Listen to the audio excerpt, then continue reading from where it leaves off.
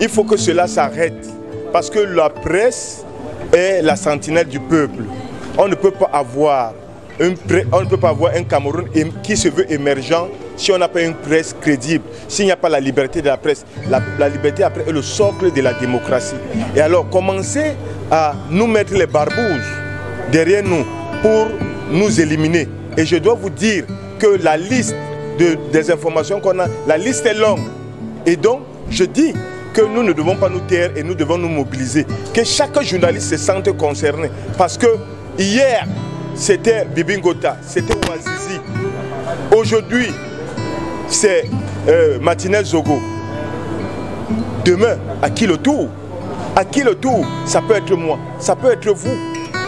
Donc ne venons plus comme des journalistes, mais venons désormais comme des personnalités engagées à un combat pour que ce crime soit de trop et que cela s'arrête là. Et pour que cette impunité s'arrête et que toute la vérité soit dite et les responsabilités établies et les coupables soient sévèrement punis. Mais en attendant, cela ne va pas se faire avec le pouvoir en place si nous restons amorphes.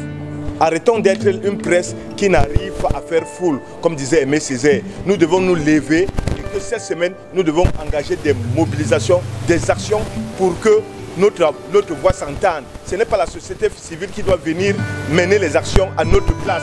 Ici, il s'agit d'un journaliste qui a été assassiné. Avant lui, il y a un autre journaliste qui a été assassiné. Il y a d'autres journalistes qui ont été assassinés. Et jusqu'à aujourd'hui, les commissions d'enquête n'ont rien donné. Même les autopsies n'ont pas été révélées. Même les dépouilles n'ont pas été remis aux familles. Qu'en sera-t-il du cas de Martinez Zogo? Qu'en sera-t-il des autres qui sont dans la liste? Et cette liste qui va arriver à nous. Vous ne semblez pas ignorer qu'il y a des médias aujourd'hui ce qui pèse l'épée de Damoclès de fermeture. Simplement parce qu'on veut faire entrave à la liberté de la presse. On veut embastiller la presse.